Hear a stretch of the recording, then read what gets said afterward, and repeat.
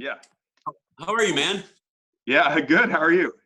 I'm doing well. I like your solar background. That's awesome. At least I'm getting some use out of it, like Right, right. yeah. Ah, Oh man. I never thought, an 8 a.m. Saturday morning interview with a musician. I'm that one musician who is actually up anyway. I love it. Awesome, man. Well, we'll just go ahead and get started. So like I said, what we're doing with this is as part of the Play It Forward campaign, we're interviewing all of the artists who have submitted to try to promote them, because I don't know exactly how Okay. many grants we're going to be able to give out. We're Right. at least going to give out 10. We're hoping for 20, and Okay. hoping you're one of them. Yeah.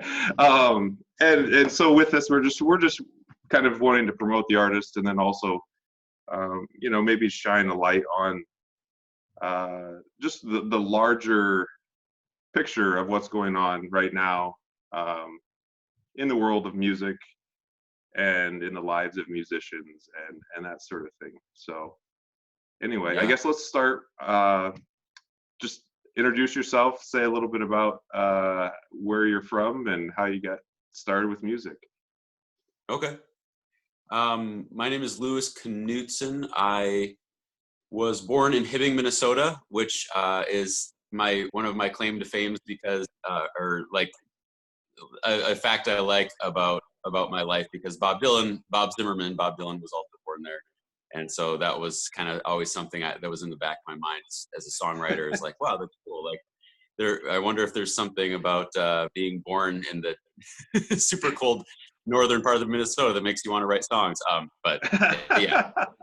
So, but I spent most of my really childhood and early adulthood, I guess, living in the Quad Cities. We first moved to Coal Valley, my family did, and then we eventually moved to Rock Island.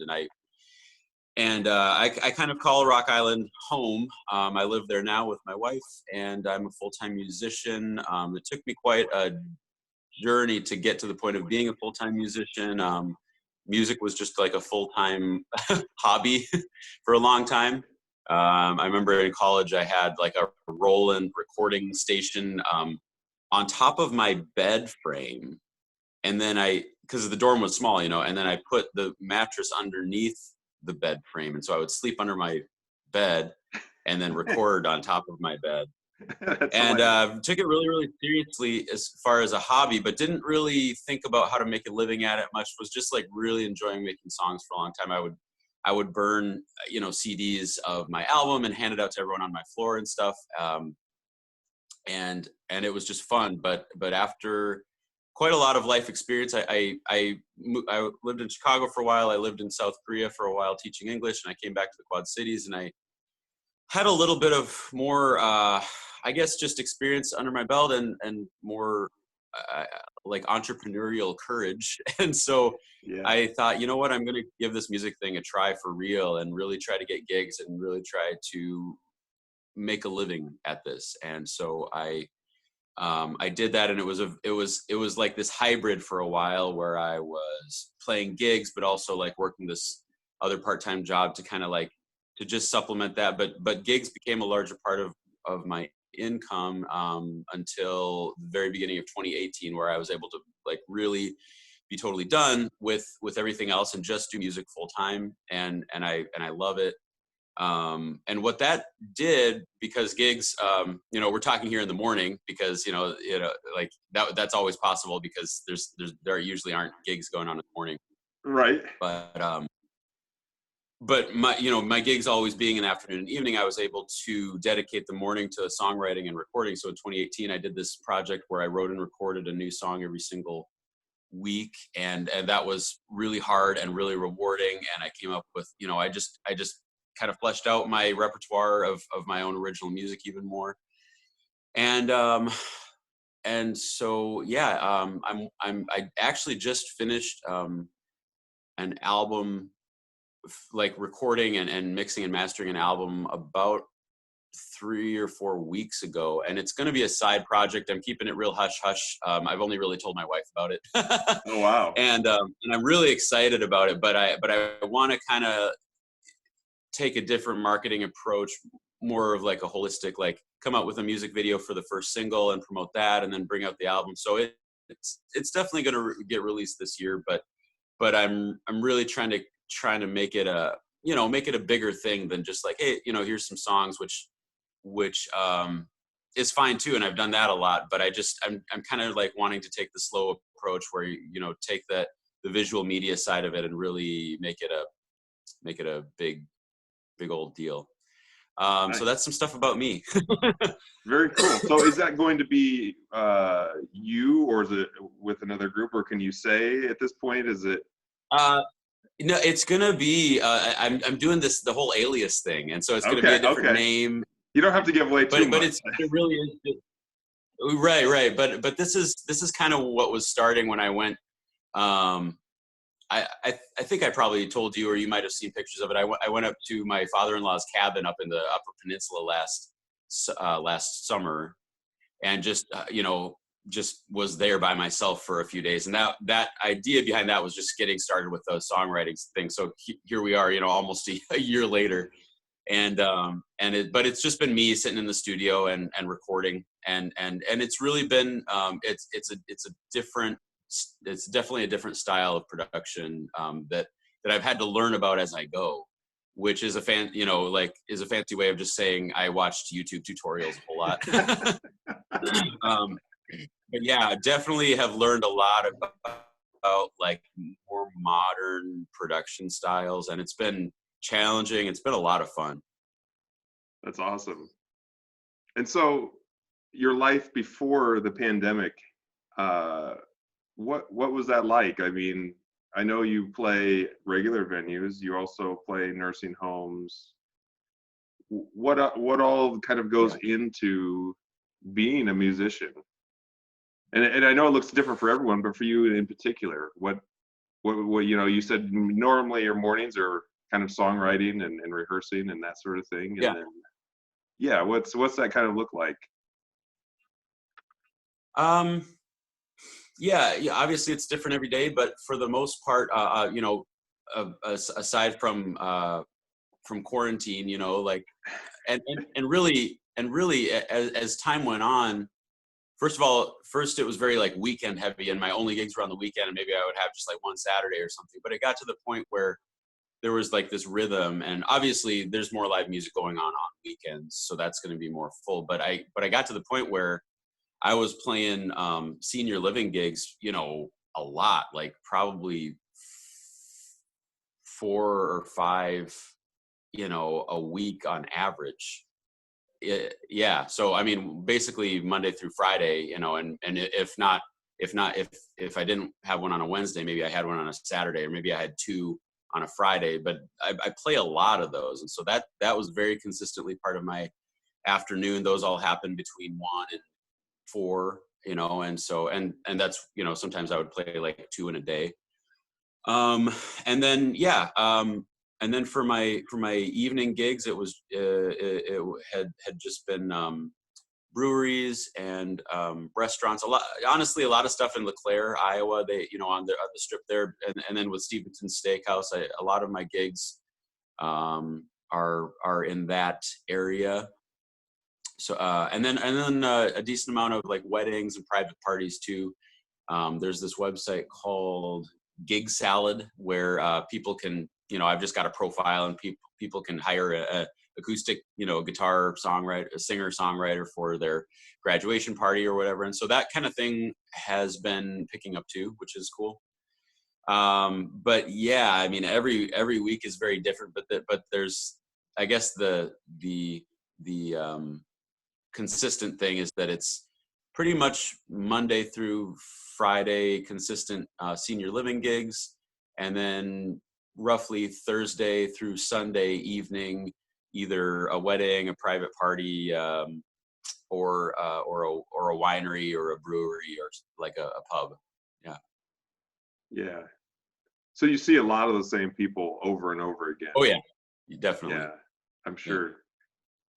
That's got to be tough right now, not being able to go and see those people, because I'm sure you've made friends with a lot of, especially the residents at the senior living centers. And Yeah, and it was just so sudden. There was no gradual cutoff. Obviously, it was just like all of a sudden one day, I'm spending all day on Facebook Messenger and email, like letting people know, like having people let me know, like, hey, Lewis, like, sorry, but I mean, everything's shut down. Like, we obviously we have to cancel, and to the point where very quickly I understood it was this thing of like, I have to look at my calendar and assume nothing is happening unless someone, like randomly, the senior living place, Iowa Masonic in Bettendorf, they had a couple, it was really fun. The weather's been getting nicer. So they had me come and play on someone's little driveway, and everyone was like super, far away from each other. But that was something that actually happened. But they emailed me and they said, hey, this is a special thing we're doing. Like, we planned for it. We're spacing everyone out. But yeah, other than that, everything's just done. And it's been tough, just not being able to see those people. But some of the things I've been trying to do to compensate for that, to keep the relationship piece going, is on every Friday I've been doing a live stream concert on my Facebook page. And the cool thing about that is not only have I been able to keep in touch with people locally that I'm not seeing, but people all over the world. I've got friends from Germany and Japan and South Korea and even other places of the US that I just, friends that you went to college with or whatever, that you just haven't seen in a while. And they're like, hey, Lewis, yeah. Can you play some Dave Matthews? And I'm like, oh man, Tim, like, good to see you. So that's been kind of neat. And I probably wouldn't have prioritized that as much if it wasn't for this. And so, I'm trying to look for the positive things. The other thing, obviously, is I've just, I have all this, like it or not, I have all this time. And so I have been in the studio, just kind of honing my craft as a songwriter, and as a, with my production and like the home engineering, I guess. Yeah. So yeah, it's been tough, but it's been, I guess it's been nice to at least have like a fallback thing to where it's like, okay, all my work is gone. But I do have something that, even though it's not financially, it's not really going to pay me, but it will be artistically rewarding, and down the road, it will benefit me as a musician to keep relationships going online, to like hone my craft as a recorder, producer kind of thing. Yeah. Have you been able to stream any of your concerts into like these senior living centers? I haven't, but what they've actually done, they reached out and asked if it's okay if they play my YouTube channel, which they don't need permission for that, obviously, but nice of them to ask. And so it's funny, a lot of times I don't play originals at senior living places because I want to play stuff that they know and are familiar with. But I've been hearing from like my wife's grandma, who's at Friendship Manor. She's like, oh wow, we really like your new song, The Area. And I'm like, okay, cool. they're just like, they're blazing through the YouTube, because they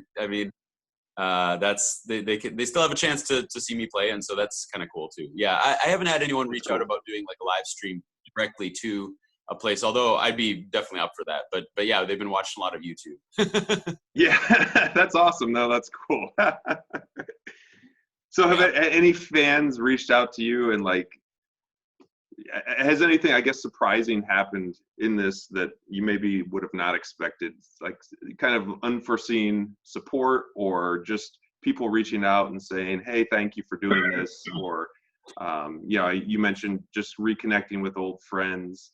Yeah, totally. That kind of stuff has happened a lot. In fact, the first live stream I did was a 12-hour thing. I remember that. I think I went to the bathroom twice, and I ate some pulled pork very quickly. But yeah, I kind of wanted to put my best foot forward as far as like, hey, I just lost all my gigs. Like, please, consider sending me a tip and stuff. And throughout the day, like, different people joined on. People, people would just be there for a couple hours. Some people were there literally all day because they were just at home, and they were, they had live music streaming into their house. And the support from that was phenomenal. It was over $1,000, all said and done, which, any No, any that's musician, nice. would be happy with that for a day's work. It was a long day. It was exhausting, but people really showed up and were very, very, and it wasn't just like a couple people giving a ton of money. It was a lot of just, $20 here and $5 here and a couple of $50 and, stuff like that. It was really, really neat. So since then, I've just been doing the shorter concerts, so I'm not attracting as much of an audience. And so it hasn't, it's not like that much every single week. But just yesterday, a friend reached out and said, "Hey, my parents are having an anniversary late in the month. Would you be able to record 3 of their favorite songs," which were already in my repertoire, and my friend knew that. But she said, "Could you record that and just say hi to them in the video and then send that to them, and then we'll shoot you some money to help you out during this time." And so I did that, and so stuff like that is like really, really cool when people not only think of supporting you, but think of a way that you can bring value to their life as well. So it's not, it's very much like a kind of a symbiotic thing. That's very cool. Yeah. Yeah. No, that's awesome. I love it. So you've done some stuff with licensing to like TV and for commercials, and maybe, I don't know if you have any movies or stuff like that. Have you done any more of that? Are you thinking of doing any of that during this, or? Yeah, I've been working on that for a while. The whole music licensing thing is, with all the proliferation of streaming platforms and new shows coming out all the time on, Hulu, Amazon, Netflix, blah, blah, blah. There's just more demand for music than there used to be for that. Same time, I mean, there are a lot of musicians just going for that niche. Like, they don't even tour. They just create music for that. So, it's there, but the cool thing is that there's just a lot of room for success in that industry. My only, they call it a placement when you actually get a song on some kind of visual format. And I had my song called "All My Sins" that was placed on a UFC ad back in early 2018. And since then, I haven't had any other placements, but I do have songs in libraries, like ready to go. There's a company called Crucial Music, which, if any musicians are watching this and wanting to get into music licensing, it's a company that really makes it very, creates a very easy path for musicians to submit their music and then be considered. And they're very straightforward. They give you, they say, "Hey, this is going to take 6 to 8 weeks, and we'll let you know if we reject the song. We'll let you know if you accept it. Here are the terms. Like, here's how the money works." You don't get any money up front, by the way. But yeah, that probably goes without saying. But but the cool thing is, I've got 4 of my songs on there, and it's a non-exclusive agreement, which is very important because I can still pitch my music to anyone else in the world, and they do not own the exclusive right to pitch my music to anyone, which is kind of a risk on their part legally, and they have to have like a trusting relationship with the artist. But I've got 4 of my songs in their catalog, and I just recently saw that one of my songs was like pitched to a movie that'll be coming out next year, like a big time movie. For and so I have no idea how many songs are in that queue for the production team to like choose from. So I definitely I've learned to not get my hopes up with this kind of stuff, but it's cool to know that my music is like I've positioned it so that if the right need comes along at the right time, like one of my songs is already legally, like I'm an Ask App writer, like I have my number, like if someone emails me today and says, "Lewis, we want to use this song, blah, blah, blah, here are the terms," I'm like ready to go. And it actually takes a lot of, again, if any musicians are watching this and wanting to get involved with that, really please educate yourself, because you don't want to be in a position where someone comes to you needing a song tomorrow and you need 2 weeks, because they're just going to move right on. And you could be missing out on like thousands of dollars, sometimes tens of thousands of dollars. So anyway, nothing, it's a waiting game with that. But at the same time, I actually, I'm working on the more custom music side of things, to where, you know, we're like contacting production companies and saying, hey, I can do 30-second cues for ads, or 60-second cues, or whatever. Like, I can do this style and this style and this style. So I'm starting to, again, I'm using some of this free time that I've had with the quarantine to learn about how to offer that service better, and learn who to contact and how to contact them better. So that's been an encouraging thing. And it's honestly something that I wanted to do for a long time, but I was really busy with gigs. And so it kind of gave me a chance to sort of rethink my music career and think, you know, 10 years down the road, for me, I would like to be doing more of this kind of like production and composition stuff, because I really, really do enjoy being here in the studio. Nice. So, why do you get? Is that kind of what you see your future going more towards? I mean, I'm sure you'll probably always perform live, but at least I will investing more live. in. Yeah, I will always perform live. I love it. But what I've noticed is that, you know, and you see this with the rhythm of like touring artists a lot. It's like, you play one area, you leave that area, and hopefully you make an impression on those people that you played at, where like you create a little demand, whereas next time they bring their friends and stuff. And the one thing I will say, as I've, you know, touring just has not, you know, has had to be something that I kind of had to like put aside, at least for the time being, for practical reasons. But playing, the only thing about playing this area as much as I do is that it's really sometimes difficult to make it special. You know, like, hey, Lewis is playing. Well, yeah, he played yesterday and he's playing tomorrow too, all in a 30 or 40 mile radius. You Sure. know, and I'm so thankful for, I really do have friends that come see me, and they just, you know, I've got a pretty big repertoire, and I'm always learning new songs for people, and I've got originals and I've got covers. So I try to make it so that they're not hearing the same, you know, 3 hours worth of songs every time. But at the same time, they are hearing some of the same songs. And the cool thing about, if I were to develop my music career in a direction where I was doing more studio recording and composition and a little less performance, would be that when I performed, it would be like, hey, we're doing this thing. Like, we're only doing one of these per year, or two of these per year at this place, or at this place. And so that's, I've really started to see the value of that. And I think if my career grew in that direction, where there was more of like an even balance, and a little more creating of demand with the live performances, I think that would probably be a good thing. That's cool. I would look forward to that. I always love seeing you perform, but that'd be really cool. I mean, and I've seen some of your special shows that you've done, you know, like different album release shows or Christmas shows or Right. things like that, where you've obviously just kind of put together a full show based around this one scenario, and I've loved it. Yeah. It's a lot of work, and it's so worth it. And you can just tell for the audience too, like they're just like, they're there for this, and they're tuned in, and there's a strong relationship there. And, you know, the Christmas shows at Milltown, it's like, I still have people like sending me messages about like, hey, I remember being there. I remember how fun it was. I remember you doing this song. And oh man, like, it doesn't get better. No, that's awesome. So you sound pretty optimistic and upbeat about everything. And what are your thoughts? I mean, you know, as far as the pandemic goes, what do you think things are going to look like on the other side, and especially for musicians?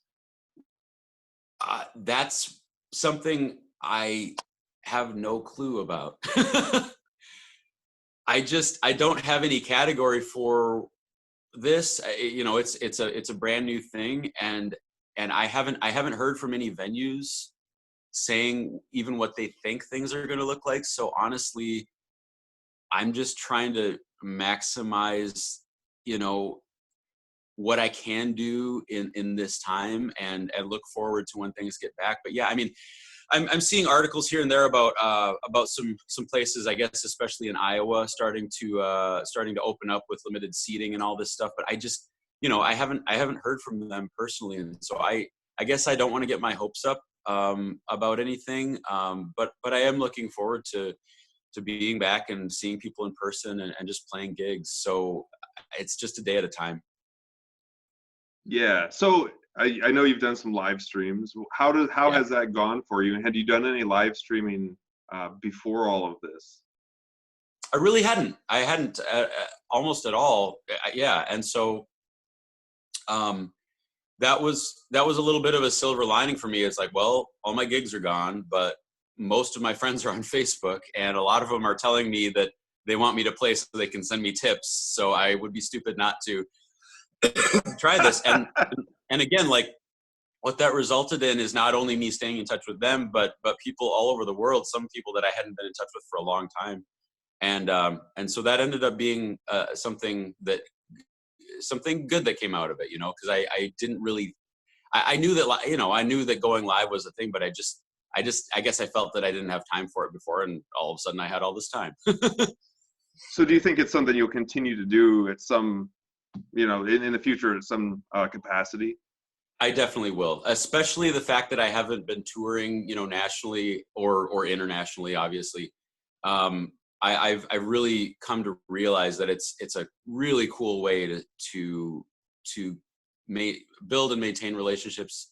I've got some random people that have only found me just through the live streams, and they're from like all over the place, obviously because it's Facebook, but they just saw someone, one of their friends posting the video, hey, my buddy Lewis is playing, and so now we're friends just because of live stream, and there's a real relationship there. So yeah, I think that's it's definitely something that I wouldn't have really thought of if the quarantine had not happened. Yeah. No, that's cool. And it's been interesting to see the different, the different ways people are trying to connect with Yeah, fans. yeah. Yeah. Um, go ahead. Oh, no. Yeah. Yeah. I just, it's been very interesting. And, I've seen all different things that people are coming up with. And it seems like it must be working. I can only imagine that at least on some level it's working, and it's allowing people to connect, like you're saying. Hmm. Hopefully, bringing a little bit of money to the musicians. Yeah.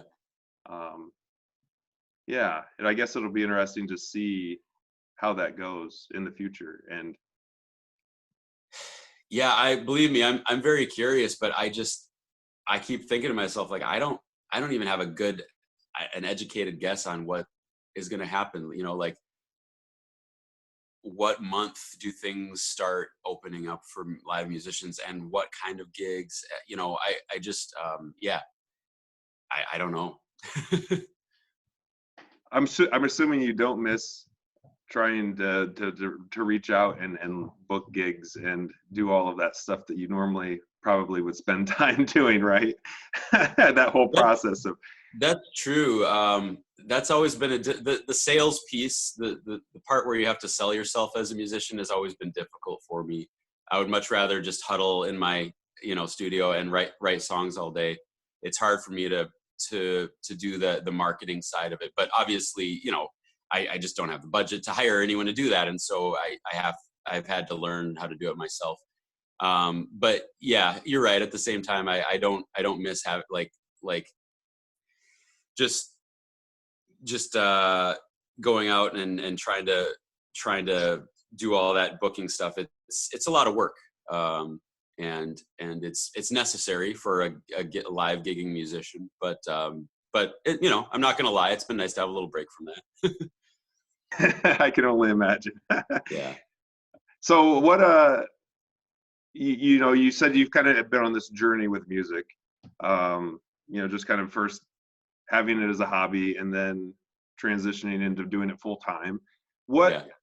what really was the thing that caught you with music that made you want to do it all the time? um I was, you know, it's so funny. A lot of things come back to just playing open mic at Cool Beans in Rock Island. I met my wife there, so that was a big deal. But when I first got back to the Quad Cities, like I said, I had a little bit more courage after having some life experience about trying something new, and so I knew that I wanted to start something and kind of try to start my own business. I was even thinking about like starting a coffee shop and start, like, I had some ideas about like educational things. And so I tried them, and I talked to people who own coffee shops. I had them show me the books. I was a teacher's aide for a while and was like, what is it like to be a teacher around here, and be, like, how does this stuff work? But I really felt like a gravitational pull toward music, which, it had always been there. I just didn't have, I guess, the knowledge or the confidence to really say like, this is it. So I get down from the stage one night at the open mic at Cool Beans, and a guy comes up to me and he's like, Lewis, have you ever thought about doing this like for a full-time thing? And I'm like, yeah, I've thought about it. And he's like, I've got a business background, and I'd like to get lunch with you and have you do some mind mapping so we can talk about like what it means for you to do this full time. And so that was pretty instrumental that night, where like I had someone who wasn't crazy telling me that, and who had a business background saying like, hey, listen, there's a way to do this and you should try to do it. So the desire was always there. And of course, you talk to most musicians and you ask them like, hey, do you want to make a living doing this? They're going to be like, well, yeah, but how? And that how piece was the missing thing. And it really does come back to that marketing side of it. You have to, be willing to put yourself out there and have a, have something, unique about you that you're trying to like sell to other people, whatever it is. There's a million different things, but you have to take that risk of like getting the website and putting the songs actually up there so everyone can hear them, and trying new things, playing with different band members,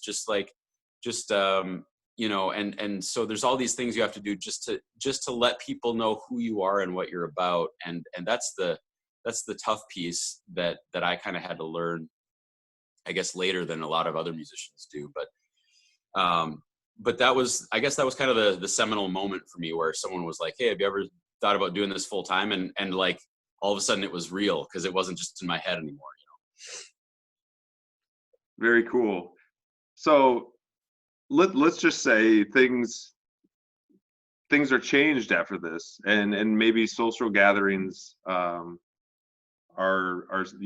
smaller, Yeah. and maybe people are a little bit hesitant to come out at some, at least for a little while. Yeah. What do you think? I mean, as far as I would imagine for you, a lot of what you do is about that personal connection, making connections with people, and then kind of just building those relationships. How does that kind of play into what you're thinking? And do you think you'll still get the same amount of enjoyment out of doing things like the live streams and doing placements and things like that with your music?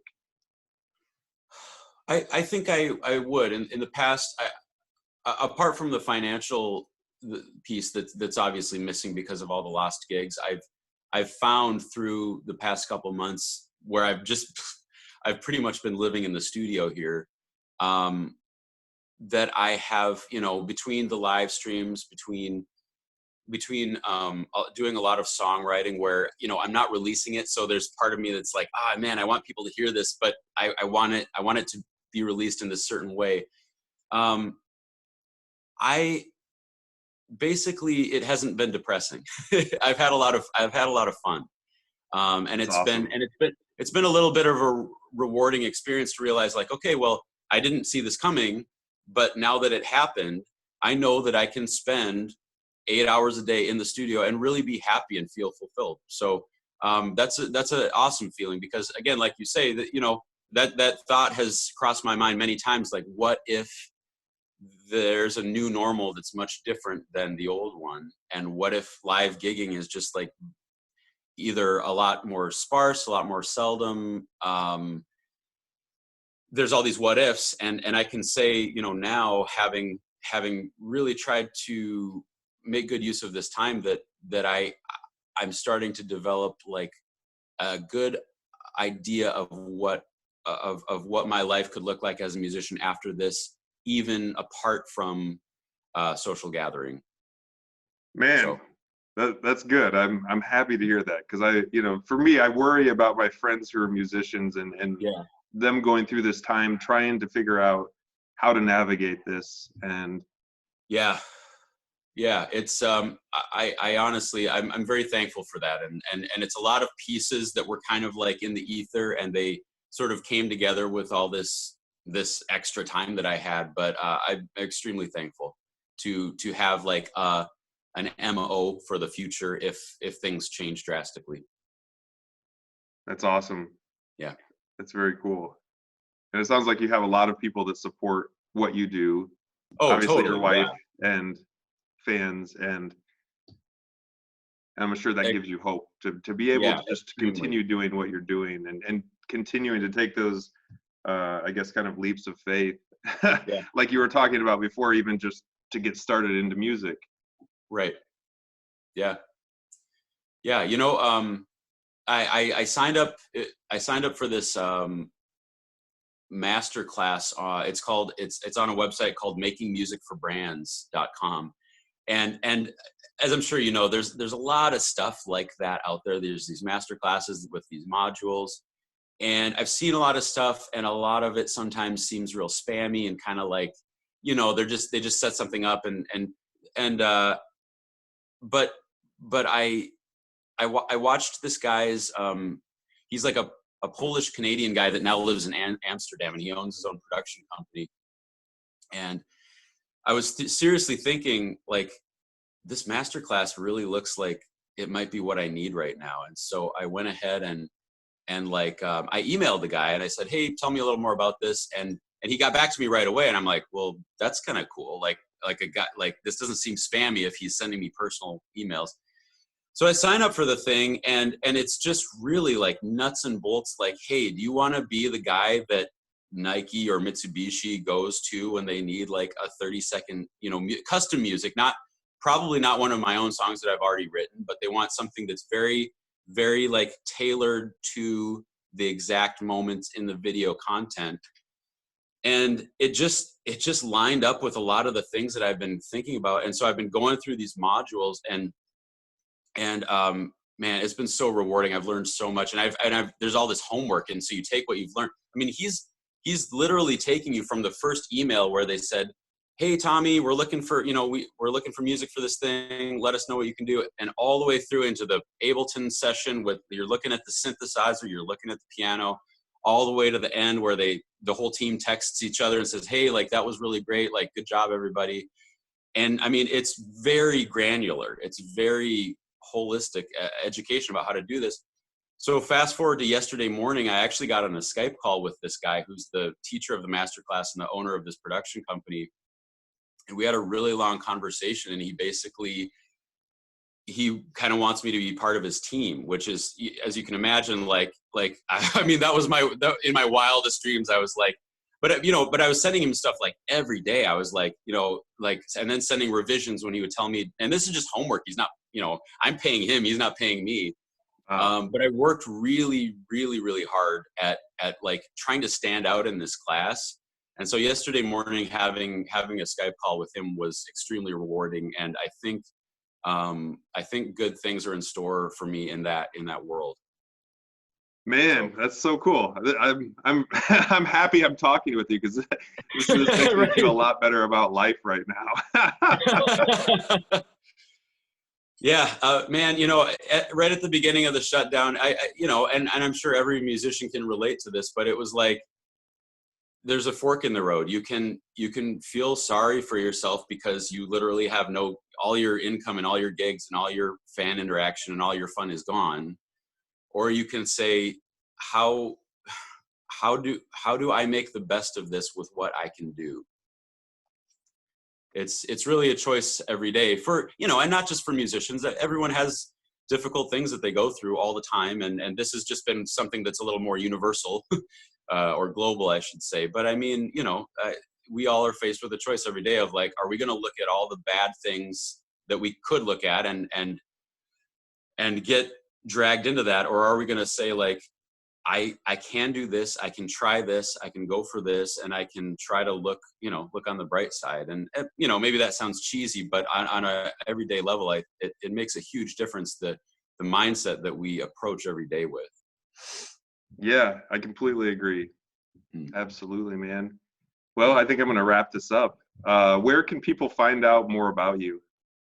The best place, I guess, is just my website, lewisknudsen.com. That's LEWISKNUDSEN.com. And I also have a page on Facebook where I'm doing that has the same name, Lewis Knudsen Music, where you can find me doing live streams every Friday at random times. And so that's kind of where you can find me. Sweet, man. Well, I appreciate you hopping on here, and like I said, I hope you get the grant for Play It Forward. And it's been great to get to know you over time and just see what you're doing, how you're evolving, how you're always kind of pushing the envelope. That's been really inspiring to me to see that, and also entertaining, obviously. But thank you, John. That means a lot, and you and your whole family and your whole community there have meant a lot to me and my bandmates as well. Just want to say that that it's without people like you, this kind of stuff just doesn't happen, because you're in it for the long haul, and you really invest so much of yourself into music and art. So thank you. Absolutely. All right. Thanks, Lewis. We'll see you. All right. We'll see you, John.